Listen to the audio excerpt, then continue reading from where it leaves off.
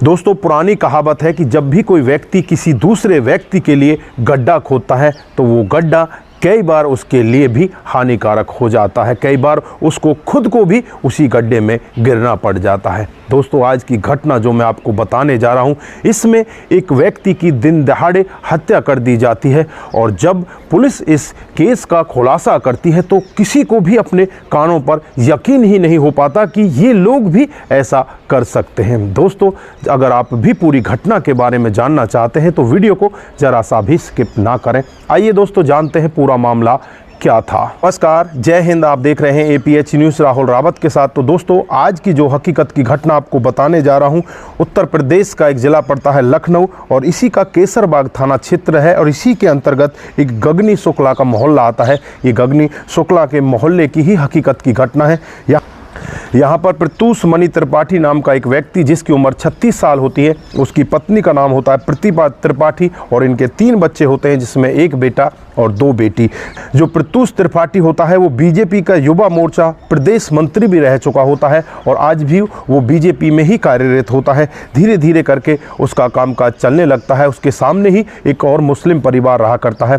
एक दिन ये एक मुस्लिम परिवार की लड़की को फेसबुक पर रिक्वेस्ट भेजता है और रिक्वेस्ट की वजह से फिर आपस में दोनों परिवारों की लड़ाई होने लगती है। लड़ाई इस कदर आगे बढ़ने लगती है, जो मुस्लिम परिवार होता है इससे कह देता है कि अगर तूने ज़्यादा कुछ और आगे बढ़ने की कोशिश की तो तुझे जान से मार दिया जाएगा। ये भी यहाँ पर डरने लगता है और डर कर नज़दीकी थाने में पहुँच जाता है और पुलिस वालों से रिक्वेस्ट करने लगता है कि साहब, मुझे ये परिवार जान से मार देगा, मुझे एक गनर की ज़रूरत है, मुझे गनर दे दिया जाए। अपने जो आला अधिकारी होते हैं उनसे भी मिलता है, लेकिन इसे कहीं से भी गनर नहीं मिल पाता। धीरे धीरे करके इसी तरह से कामकाज चलता रहता है और 3 दिसंबर 2018 का रात को करीब 9 बजे का वाक़या होता है, जब ये अपनी पत्नी प्रतिभा से कहकर जाता है कि मेरा एक दोस्त है आशीष, मैं उसके साथ थोड़ी देर के लिए बाज़ार जा रहा हूं और वहां से मैं थोड़ी देर बाद ही वापस आ जाऊंगा। दोस्तों, उसके बाद ये अपनी बाइक लेकर वहां से निकल जाता है और बसंत नगर के पास जाकर, एक सुनसान एरिया होता है, वहां जाकर इसकी बाइक रुक जाती है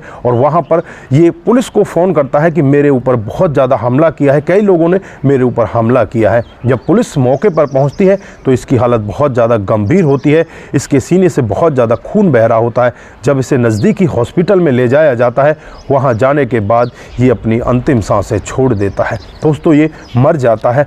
अब हंगामा पूरा खड़ा हो जाता है। जो बीजेपी के और भी इसके जो साथी होते हैं वो हंगामा खड़ा करने लगते हैं और वहाँ पर इतनी भीड़ हो जाती है, हॉस्पिटल में चारों तरफ हज़ारों की मात्रा में भीड़ हो जाती है और सभी लोग यही कहने लगते हैं कि जल्द से जल्द अपराधियों को पकड़ा जाए, नहीं तो यहाँ पर बहुत बड़ा हंगामा हो जाएगा। जब इसकी पत्नी प्रतिभा से पूछताछ की जाती है तो पत्नी कहती है कि जो मुस्लिम परिवार है उसी के लड़कों ने हमारे पति को मौत के घाट उतारा है। फिर पुलिस के ऊपर भी इतना दबाव होता है, पुलिस यहाँ पर बिना कुछ देरी किए हुए उस मुस्लिम परिवार के पास पहुँचती है और वहाँ से 2 लोगों को अपनी गिरफ्तारी में लेती है। एक का नाम सलमान होता है, दूसरे का नाम अदनान होता है। दोनों को अपनी गिरफ्तारी में ले लेती है। गिरफ्तारी में लेने के बाद उन्हें पुलिस स्टेशन में ले जाती है, उनसे जाँच पड़ताल करती है तो वो यही कहते हैं कि साहब, जब प्रत्यूष को मारा गया है, जब उसके ऊपर हमला हुआ है, तब हम लोग यहाँ पर थे ही नहीं, हम तो इस शहर से भी बाहर थे। उनके कॉल डिटेल भी निकाली जाती है, उससे भी पता चलता है कि ये यहाँ पर नहीं थे, लेकिन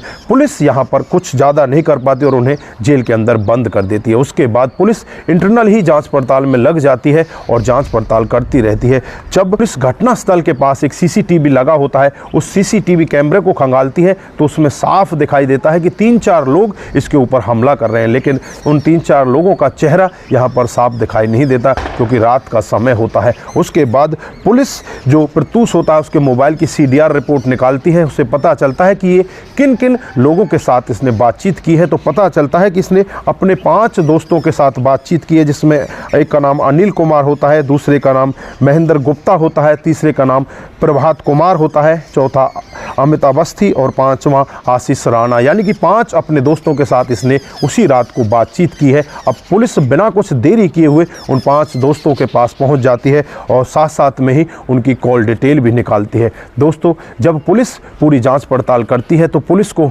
पता चलता है कि इनकी कॉल डिटेल यानी कि जो इनकी लोकेशन होती है वो भी यहीं पर दिखाई दे रही है। फिर इनसे बातचीत करती है और बातचीत में जब इनसे पूछा जाता है कि जब घटना हुई थी तब तुम कहाँ पर थे? तो वो कहने लगते हैं कि साहब हम यहाँ से बाहर थे, दूसरी जगह पर थे, लेकिन हमने उससे बातचीत ज़रूर की थी, लेकिन घटना के बारे में हमें कुछ भी नहीं पता। उसके बाद जब पुलिस अपने रवैये से और जो कॉल की लोकेशन होती है उसे दिखाती है कि तुम्हारी लोकेशन तो लास्ट यहीं पर दिखाई दे रही है, तुम झूठ क्यों बोल रहे हो? उसके बाद पुलिस को शक होता है और पुलिस जब इनसे अपनी सख्ती के साथ पूछताछ करती है तो ये एक ऐसा सत्य बताते हैं जिसे सुनकर हर कोई व्यक्ति दंग हो जाता है। ये बताते हैं कि साहब हमने इसको जानबूझकर नहीं मारा, इसने ही हमें अपने ऊपर हमला करने के लिए कहा था। प्रत्यूष इनसे कहता है कि अब मुझे गनर की ज़रूरत है, लेकिन मुझे ये गनर दे नहीं रहे, मेरी जान को खतरा है और तुम्हारी भी मैं रक्षा नहीं कर पाऊंगा, तब तक मुझे गनर नहीं मिल पाएगा। इसलिए मैं गनर लेने के लिए प्लान बनाता हूं और प्लान के तहत ही वो अपने ऊपर हमला करवाना चाहता है, लेकिन इसके दोस्त इससे मना कर देते कि हम तेरे ऊपर हमला नहीं कर सकते। और उसके बाद फिर ये आपस में ऐसी बातचीत करते हैं, जो प्रत्यूष होता है इनसे इस तरह से बातचीत करता है कि तुम्हें हमला करना पड़ेगा, नहीं तो मुझे गनर नहीं मिलेगा। और फिर 3 दिसंबर 2018 की रात को ये अपने घर से बाइक लेकर निकलता है और रास्ते में जो सुनसान जगह पड़ती है बसंत नगर के पास, वहाँ पर इसके दोस्त इसे मिल जाते हैं। उन दोस्तों से कहता है कि तुम मेरे ऊपर हमला करो। फिर इसमें से एक दोस्त इसके ऊपर तेज़धार हथियार से हमला हाथ पर करता है, वो भी हल्का सा हमला होता है, जिससे कहता है कि इस हल्के से हमले से कौन मानेगा कि तुम्हारे ऊपर हमला हुआ है, जोरदार हमला करो जिससे कि पुलिस को भी लगे कि हाँ हकीकत में ही हमला हुआ है, मेरे सीने पर वार करो। फिर सामने वाला व्यक्ति इसके कहने पर ना चाहते हुए भी इसके सीने पर वार करता है और सीने पर वार वो इतनी तेज़ी के साथ हो जाता है, बहुत ही तेज़ खून बहने लगता है। और इधर जो खुद प्रत्यूष होता है अपने दोस्तों से कहने लगता है कि तुम यहाँ से निकल जाओ, मैं अगला प्लान स्टार्ट करता हूँ। उसके बाद ये खुद पुलिस को फ़ोन करता है और पुलिस जब वहाँ पर आती है तब तक बहुत ही ज़्यादा खून इसके सीने से निकल चुका होता है। दोस्तों ये कराहता रहता है और जब हॉस्पिटल में जाता है तो डॉक्टर साहब इसे मृत घोषित कर देते हैं। दोस्तों पुलिस यहाँ पर अब लोगों के हंगामे के डर से इसको खुलासा नहीं कर पा रही थी, लेकिन फिर ये पुख्ता सबूत निकालती है और एक अमीना बाग है जहाँ पर एक मेडिकल स्टोर होता है, इनमें से ही एक दोस्त यहाँ पर ग्लव्स खरीदते हुए दिखाई दिया और उस ग्लव्स को और उस सीसीटीवी फुटेज को आधार मानते हुए पुलिस यहाँ पर एक प्रेस कॉन्फ्रेंस करती है और प्रेस कॉन्फ्रेंस के जरिए ही इन लोगों का नाम उजागर करती है और कहती है कि यहाँ पर इन लोगों ने अपने दोस्त को इस तरह से मौत के घाट उतार दिया। दोस्तों उन 2 मुस्लिम लड़कों को, एक का नाम सलमान होता है, दूसरे का नाम अदनान होता है, उन दोनों को छोड़ दिया जाता है। और दोस्तों जब प्रत्यूष की पत्नी प्रतिभा को इस सब के बारे में पता चलता है तो वो यही कहती है कि यहाँ पर पुलिस अपना काम ढंग से नहीं कर रही, मैं यहाँ पर सीबीआई की जांच चाहती हूँ, यहाँ पर जांच अच्छे से नहीं की गई है, जिसकी वजह से मेरे पति के दोस्तों को फंसाया गया है और उन मुस्लिम परिवार को छोड़ दिया गया है। यहाँ पर पुलिस ने अच्छा काम नहीं किया। मैं सीबीआई की मांग करना चाहती हूँ कि सीबीआई की जांच हो, उसके बाद पता चले कि हकीकत में हुआ क्या है। दोस्तों उसके बाद ये फाइल बंद हो जाती है और ये फाइल बंद ही पड़ी रहती है। तो दोस्तों इस घटनाक्रम के बारे में आप क्या बोलना चाहते हैं? क्या यहाँ पर सीबीआई की जांच होनी चाहिए थी या नहीं होनी चाहिए थी? क्या पुलिस यहाँ पर जो सबूत दिखाकर उन्होंने उन 5 लोगों को गिरफ्तार किया वो उचित था या अनुचित था? आपकी क्या राय है? आप क्या कहना चाहते हैं? दोस्तों आपकी जो भी राय है एक बार कमेंट बॉक्स में ज़रूर दीजिए।